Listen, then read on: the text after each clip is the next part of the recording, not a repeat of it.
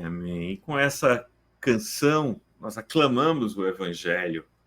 O Evangelho que nesta manhã leremos é o que se encontra em Marcos, capítulo 11, a partir do versículo 1, esse texto que nos fala da entrada triunfal de Cristo às portas de Jerusalém.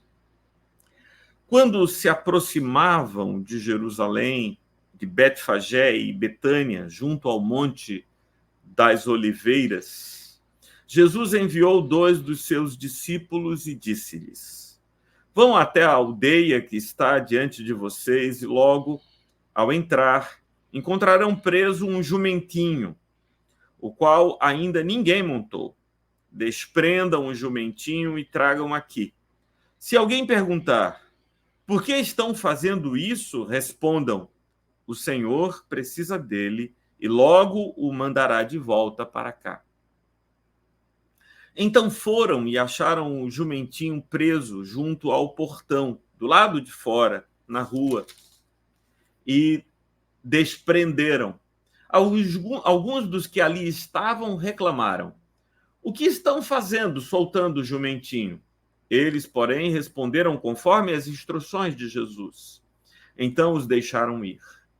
Levaram o jumentinho a Jesus, puseram as suas capas sobre o animal e Jesus montou nele.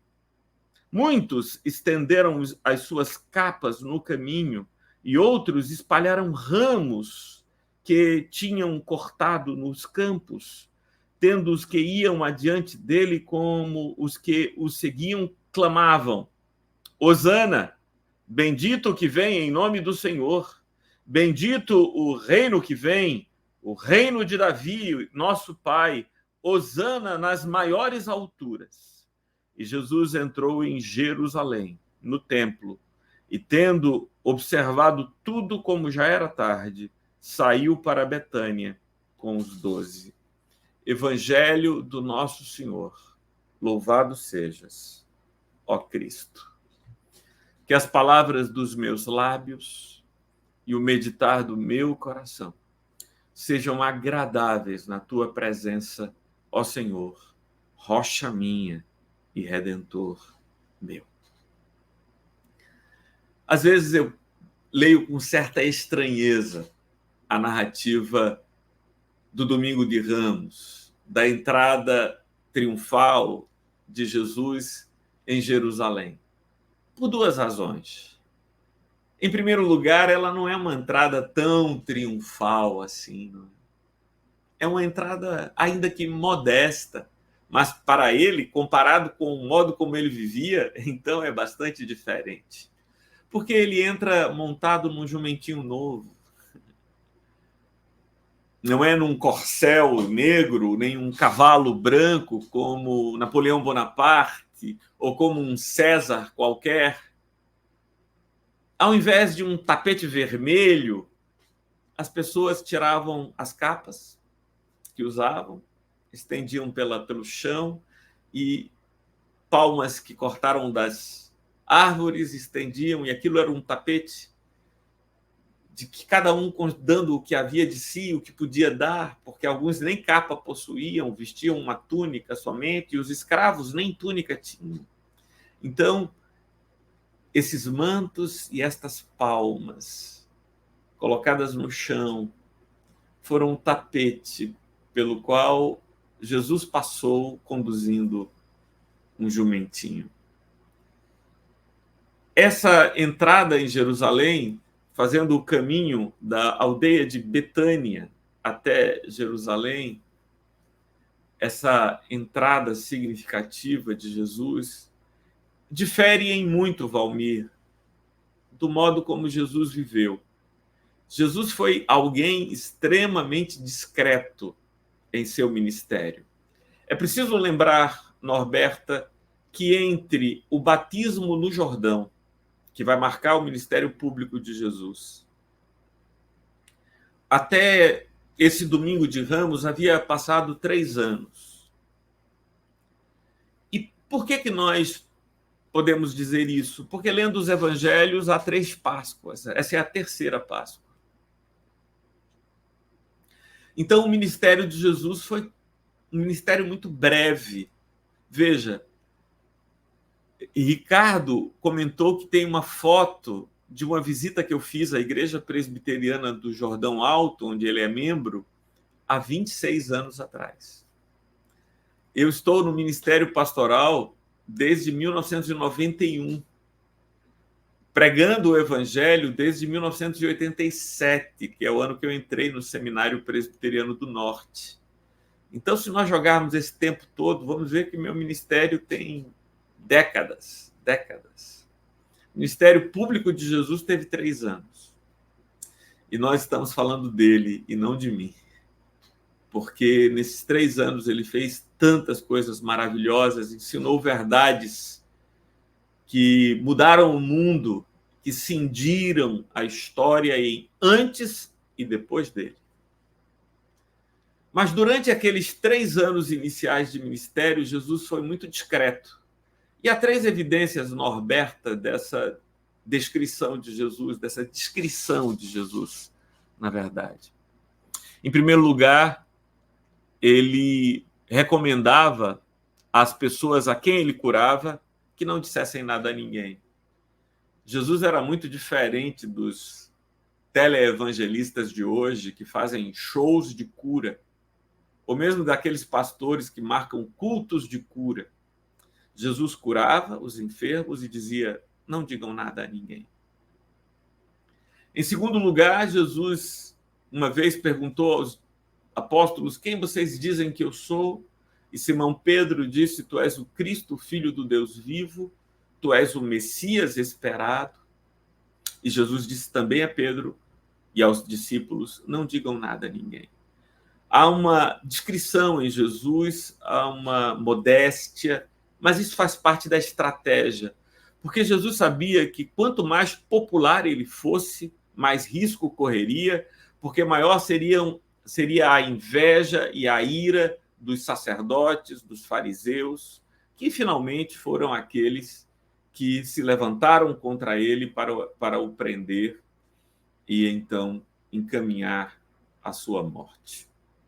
Então, Jesus é discreto, porque pede para que quem ele cura não fale nada. Os discípulos que haviam discernido nele o seu caráter messiânico também são animados a ficarem calados. E quando uma vez ele foi cercado pelas pessoas que queriam proclamá-lo rei, ele deu um jeito de ir embora, de fugir daquelas pessoas. Mas agora ele mudou a estratégia ministerial. Agora ele intencionalmente vai a Jerusalém e prepara uma entrada significativa em Jerusalém. E há 2 aspectos, Valmir, nessa entrada significativa de Jesus em Jerusalém. Não apenas é a jumentinha e os mantos e as canções. O Evangelho de Mateus diz que alguém disse a ele: olha, você não está ouvindo o que estão dizendo a teu respeito? Repreende-os. E aí Jesus disse: se eles calarem, até as pedras clamarão. Clamarão a verdade, que ele é o Messias, que ele é o Rei dos Reis, Senhor dos Senhores. Agora, por que Jesus havia mudado a sua estratégia ministerial e deixado aquela tradicional discrição, modéstia, para agora afirmar-se como Messias? Ele não apenas entra triunfalmente em Jerusalém, mas ele vai ao templo, e no templo ele faz a purificação. Vocês vão recordar-se de como ele vira as mesas dos cambistas, expulsa os animais, os vendilhões do templo. Jesus mudou a estratégia, porque ele discerniu que chegou o momento. Ele já havia dito isso aos discípulos ainda lá na Galileia, que importava que ele fosse para Jerusalém e fosse preso e julgado e maltratado e humilhado e ao final fosse morto, mas ele ressuscitaria ao 3º dia. A gente pode classificar, Norberta, esses dias que Jesus passou em Jerusalém entre o domingo de Ramos e o domingo de Páscoa em 7 diferentes momentos. Houve 7 diferentes momentos. O primeiro momento é a entrada, é o domingo de Ramos e essa entrada triunfal. O segundo momento é a purificação do templo. Ele entra no templo, acusa os sacerdotes de terem transformado a casa de seu pai num covil de salteadores e vira a mesa dos cambistas, as moedas rolam pelo chão e ele expulsa os animais. Depois, ele passa 3 dias, 4 dias, praticamente com uma agenda protegida pela multidão que entrou com ele em Jerusalém. Porque naquele domingo, domingo de Ramos, depois de ter feito o que fez no templo, ele vai se hospedar em Betânia, na casa de seus amigos, Marta, Maria e Lázaro, a quem ele havia ressuscitado. Então, ele faz isso no domingo, faz isso na segunda, faz isso na terça, faz isso na quarta-feira. Então, durante esses 4 dias, ele está protegido pelas multidões, porque quando ele voltava para Betânia, a multidão ia com ele, porque lá em Betânia ele continuava pregando e fazendo curas. Então, Jesus, o tempo todo, durante o domingo até a quinta-feira, estava protegido pela multidão. E os sacerdotes, que tinham apenas 30 soldados à sua disposição, não podiam mandar prender Jesus. O sumo sacerdote tinha apenas 30 soldados, era a guarda pessoal do sumo sacerdote. Não tinha como mandar prender Jesus. E a guarda pessoal do sumo sacerdote nem podiam usar espadas e lanças, só a guarda de Herodes, que não era muito maior, também tinha 300 homens, claro, mas nada comparável aos 4.000 homens da legião romana que ocupavam toda a região de Israel. Então, Jesus estava protegido por aquela multidão que ouvia e que recebia as curas e que estava impressionado por Jesus. Mas aí chega um outro momento dessa caminhada. O primeiro momento foi a entrada triunfal, o segundo momento a purificação do templo, o terceiro momento é esse período de crise, de pregação, de cura, em que as multidões vão crescendo dia após dia, e aí Jesus ele se afasta das multidões e está chegando o momento, ele tem consciência disso, de ser entregue. E ele afasta de si o escudo das multidões, que é quando ele manda que preparem a Páscoa, a ceia pascal, num cenáculo. E aquela sala que cabia no máximo 120 pessoas, que é o mesmo lugar onde no dia de Pentecostes o Espírito Santo é derramado. Eu tive a oportunidade de, estando em Jerusalém, visitar esse lugar que a tradição diz que foi o cenáculo onde o Espírito foi derramado e onde a ceia, a última ceia de Cristo com seus discípulos foi celebrada.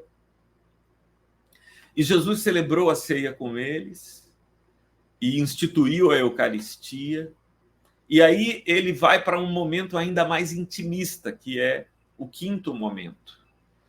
O quinto momento é o momento em que ele vai para o Monte das Oliveiras. Ao invés de ir para Betânia, ele fica no Monte das Oliveiras. O Monte das Oliveiras, eu fiz a caminhada de Jerusalém até o Monte das Oliveiras, não mais do que 3 ou 4 quilômetros de distância, é perto. E o monte está lá ainda hoje. Provavelmente algumas oliveiras milenares estão por ali. E Jesus foi para o Monte das Oliveiras apenas com os seus apóstolos mais próximos, os discípulos mais chegados. E estando lá no Monte das Oliveiras, ele se afastou de todos, chamou apenas o círculo mais íntimo, Pedro, Tiago e João, e foi para um local, Norberta, chamado em hebraico Getsemani. A gente chama de Getsemani. A palavra Getsemani significa prensa das oliveiras. Era o lugar onde as oliveiras eram espremidas e o azeite de oliva era extraído delas. E ali a alma de Jesus foi prensada.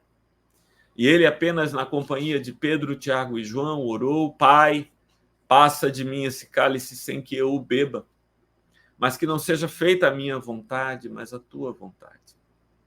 3 vezes ele fez essa oração enquanto os seus amigos dormiam. Ele olha para os amigos e diz: nem 1 hora pudestes vigiar comigo, acordai, porque o tempo é difícil e a minha alma está angustiada. Quando Jesus diz essas palavras, ouve-se um tropel pessoas estão chegando. Era justamente a guarda pessoal do sumo sacerdote, Anás, que mandara prender Jesus. Judas havia ido até a casa de Caifás e dito que Jesus estaria desprotegido a partir daquele momento. E então Anás e Caifás mandam as tropas do sumo sacerdote. Anás era sogro de Caifás, sumo sacerdote, e esses homens, armados com porretes, vão e prendem Jesus. Antes disso, Pedro saca a espada e ataca Malco, um servo do sumo sacerdote. E Jesus disse, não é assim. E cura a ferida que Pedro havia produzido no servo do sumo sacerdote, e disse, foi para isso que eu vim. Se eu quisesse, o Pai enviaria uma legião de anjos e impediria que fizessem isso, mas eu não posso impedir. Enquanto Judas e os sacerdotes tramavam um plano para tirar a vida de Jesus, Jesus tinha um plano de entregar a sua vida. E aí chegamos ao sexto momento daquela semana, que é a madrugada da quinta para sexta-feira, em que Jesus é julgado pelo Sinédrio e condenado à morte. E qual é a acusação que eles fazem contra Jesus? Eles acusam Jesus de ter dito, derrubem esse templo, em 3 dias eu o reconstruirei. Referindo-se a si mesmo, Jesus estava falando, mas essa é a acusação que fazem contra Jesus. Contudo, o Sinédrio, que é uma espécie de senado dos judeus, tinha poder de condenar, mas não tinha poder para executar. Para que ele fosse executado, os sacerdotes e fariseus levam Jesus até Pilatos. Isso acontece na sexta-feira pela manhã. Jesus é apresentado a Pilatos para que Pilatos determine a sua morte. E Pilatos percebe que é uma trama religiosa, política, e não vê razão para matar Jesus. E, tentando se esquivar da responsabilidade de julgar, manda que Jesus seja levado ao rei dos judeus, a Herodes. O mesmo Herodes que 3 anos antes havia mandado decapitar João Batista. A cabeça de João foi entregue à presença dele numa bandeja de prata por Salomé, filha de Herodias. Essa história vocês conhecem. Então, Herodes também não se sente em condições de julgar, devolve Jesus a Pilatos, e aí os sacerdotes forçam a barra de Pilatos e diz assim, se tu não o condenas, tu não és amigo de César, porque ele diz que é rei. E não pode haver outro rei senão César sobre nós. Pilatos tenta evadir-se com aquela estratégia de entregar ao povo a decisão e manda trazer um prisioneiro que havia sido acusado de homicídio, Barrabás, e trazem Barrabás e ele diz, olha, vocês podem escolher um e eu vou soltar o que a multidão escolher. Querem que eu solte a Jesus, chamado o Cristo, ou querem que eu solte a Barrabás? E a multidão corrompida, comprada, diz, Barrabás, solte-nos Barrabás. Pilatos, então, olha para a multidão e o que é que eu faço com estes? Jesus de Nazaré, chamado o Cristo. E a multidão, a mesma multidão, Valmir, que canta Hosana, Hosana ao que vem em nome do Senhor. Agora corrompida por dinheiro entregue pelos sacerdotes, grita, crucifica-o, crucifica-o. Por isso, minha irmã e meu irmão, aprenda essa primeira lição com Jesus. Não se encante com os elogios e louvores dos homens, porque a mesma boca que elogia é aquela que grita, crucifica-o, crucifica-o. Então não vamos nos deixar seduzir pelas palavras enganosas que os homens dão. Chegamos, então, ao 7º e último momento daquela semana. Pilatos lava as mãos, diz: vocês aqui, o sangue dele caia sobre a cabeça de vocês. E o entrega para ser humilhado. A túnica dele é rasgada. A capa dele é utilizada para lançar sorte, para saber quem ficaria com as roupas dele. Colocam uma coroa de espinhos na cabeça dele. Uma cana com a qual haviam batido nele muito, colocar na mão dele como se fosse um cetro. Pilatos manda escrever em cima da cruz, colocar uma placa em cima da cruz. A placa diz assim: Jesus de Nazaré, Rei dos Judeus. E ele determina que seja escrito em grego, latim e hebraico. Jesus de Nazaré, Rei dos Judeus. E hoje em dia a gente vê aqueles crucifixos, né, que tem apenas as 4 letras, né, Norberta? INRI, I-N-R-I. É porque se fosse escrever a frase, ninguém conseguiria ler, né, porque o crucifixo é pequenininho, mas aquelas 4 letras INRI é a expressão latina Jesus de Nazaré, Rei Judaian, Rei dos Judeus. E assim é que vai terminar essa semana com Jesus crucificado e morto na cruz, que foi pregada em cima de um monte chamado Monte da Caveira. Em hebraico, a expressão é Gólgota.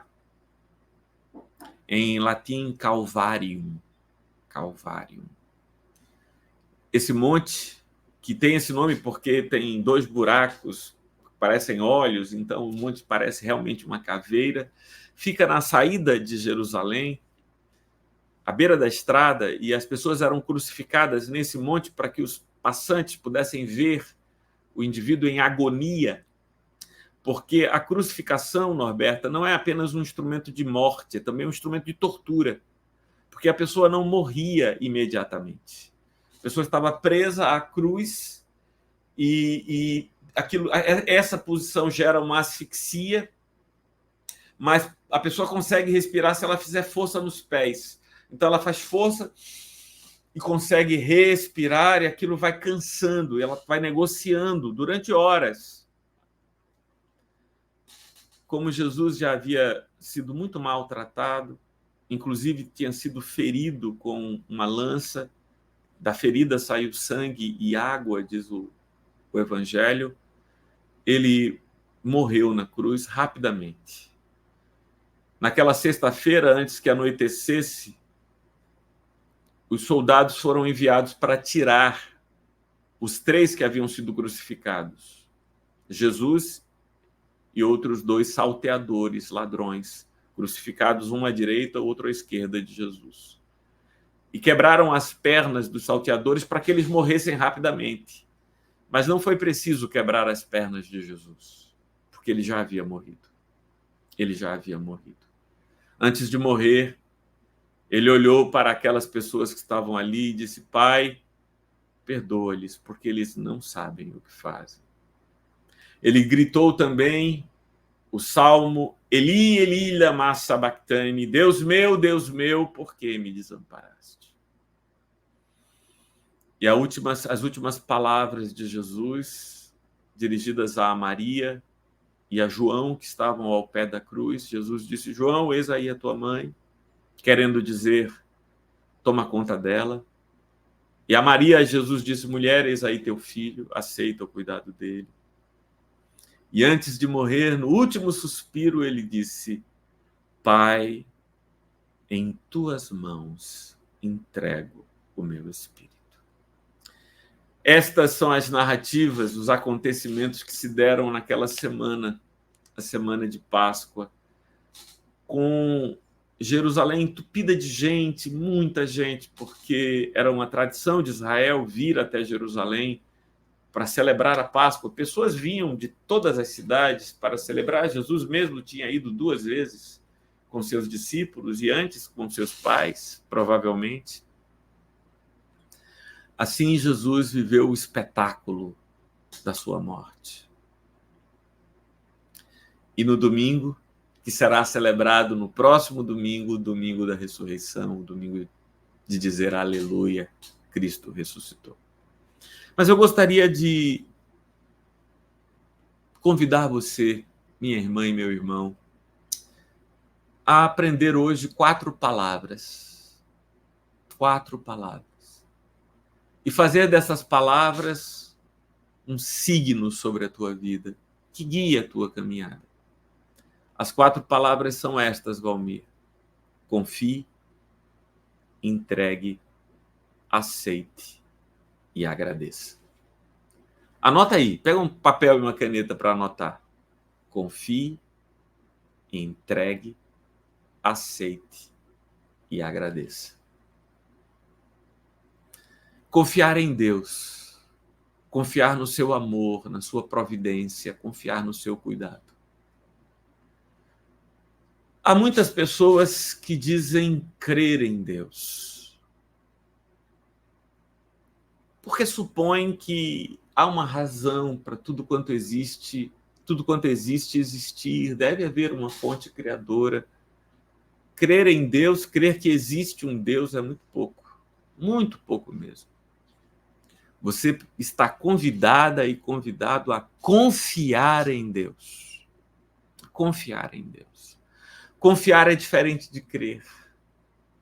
Crer é supor ou saber que alguém existe. Isso é crer em Deus. Confiar é ter um vínculo pessoal com este alguém que existe, de tal maneira que você se sente seguro por ele existir. Isso traz efeitos emocionais para você. Então, confiar em Deus é saber que ele não falha. Há aquela canção, Valmir, que talvez seja uma das que eu mais goste e que eu mais cantei em toda a minha vida, que diz: Tu és fiel, Senhor, ó Pai Celeste. Teus filhos sabem que não falharás. Tu nunca mudaste, tu nunca faltaste, tal como eras, tu sempre serás. Tu és fiel, Senhor. Tu és fiel, Senhor. Isso é confiar em Deus. É saber da sua fidelidade, é saber que Ele não nos faltará em tempo algum.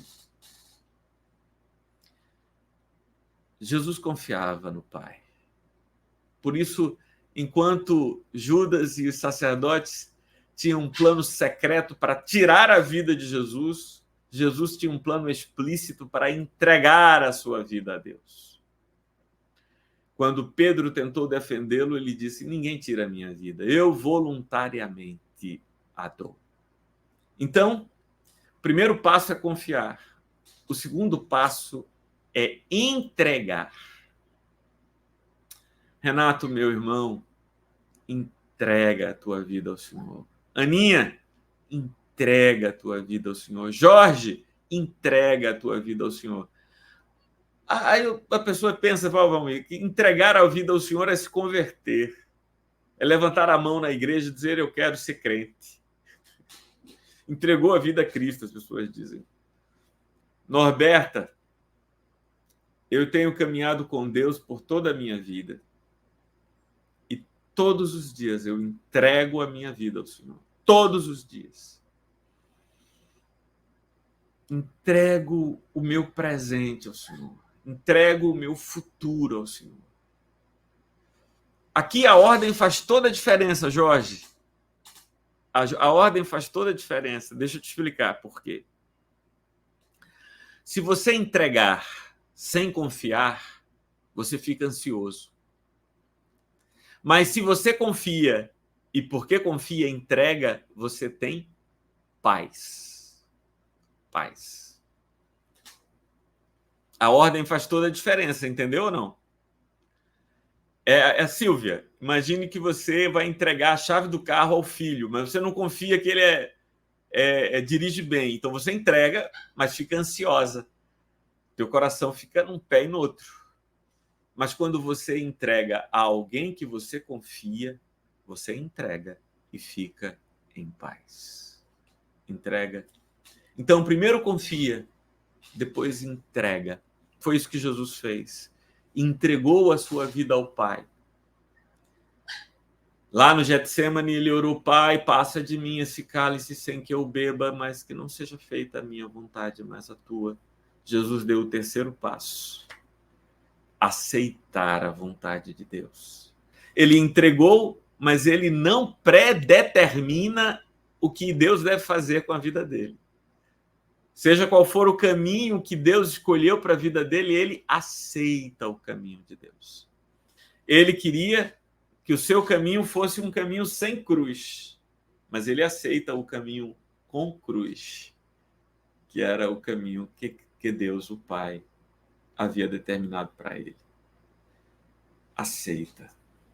Aceita. Quem confia, entrega, deve aceitar. Estava conversando com Norberta e ela me contando quantas pessoas na sua família tiveram que lidar com o câncer. Nós não sabemos como será o nosso futuro, que doenças teremos, como será o processo de decrepitude que nos conduzirá à morte. Eu não sei, você não sabe, mas nós confiamos, entregamos e aceitamos. Porque Deus sabe melhor do que eu e do que você.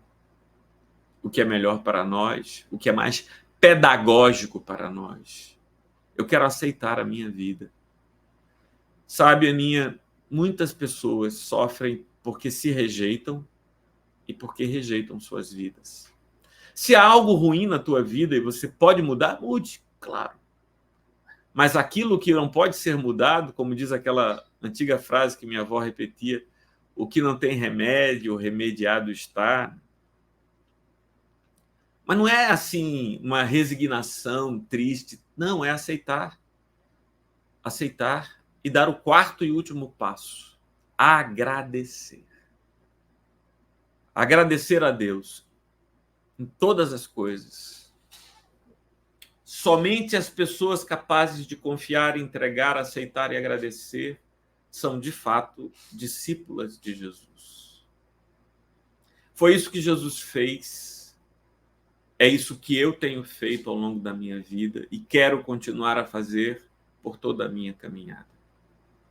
Num dos momentos mais difíceis, Renato estava lá, quando eu tive que sepultar a minha filha, Thalita, que faleceu aos 3 meses de vida.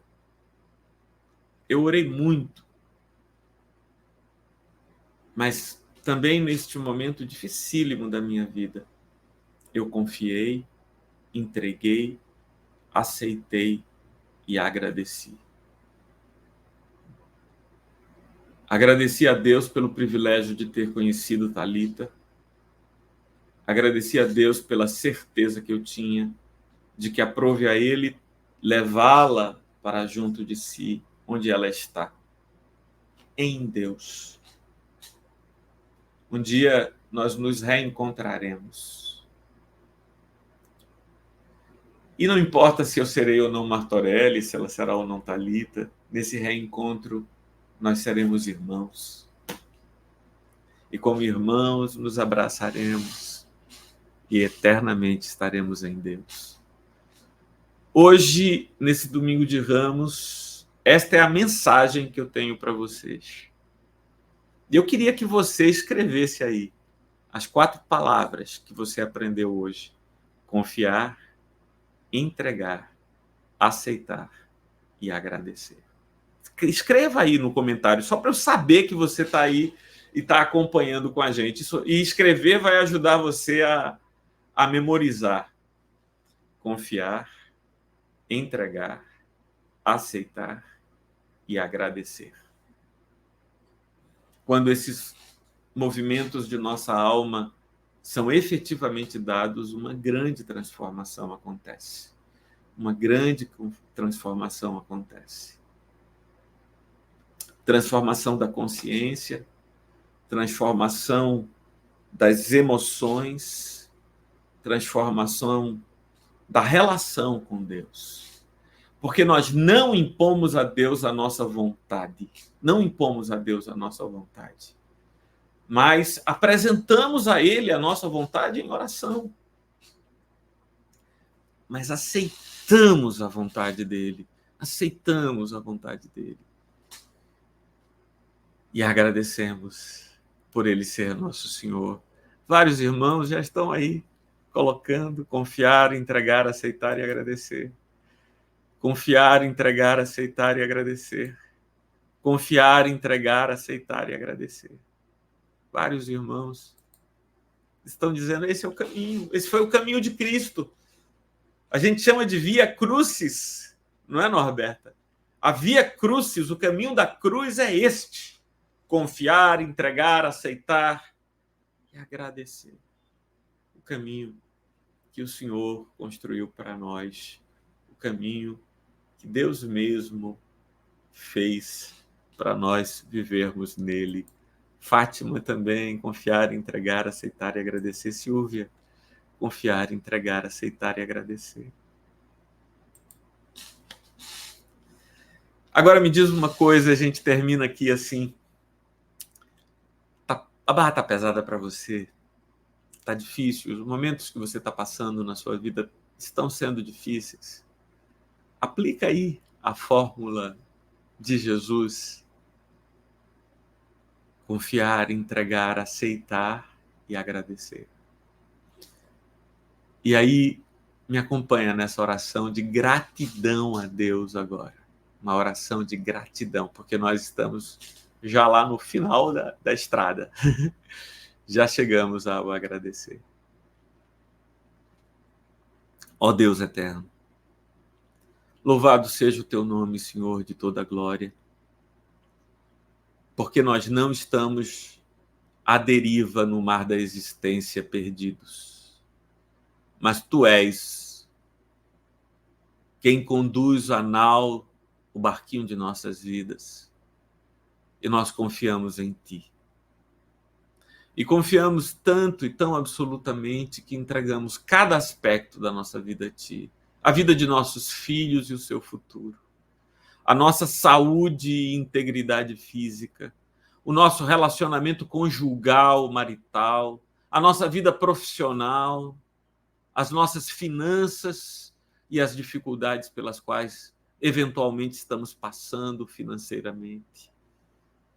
Todos os aspectos da nossa vida estão entregues nas tuas mãos. E fica sabendo, Senhor, que nós, os teus filhos, que entregamos a ti, aceitamos a tua boa vontade. E seja qual for o caminho que as nossas vidas tomarem, nós te renderemos graças. Sê louvado, Senhor. Nós te agradecemos em nome do teu Filho Jesus Cristo, por todo o amor e todo o bem que tens feito a nós. Obrigado, Senhor, porque tu és o Deus da provisão e até aqui nada nos faltou. E nada nos faltará, porque temos a ti, e isso nos basta. Dá-nos mais fé, Senhor. Socorre-nos na nossa falta de fé. É o que te pedimos. Em nome do teu Filho Jesus Cristo. Amém.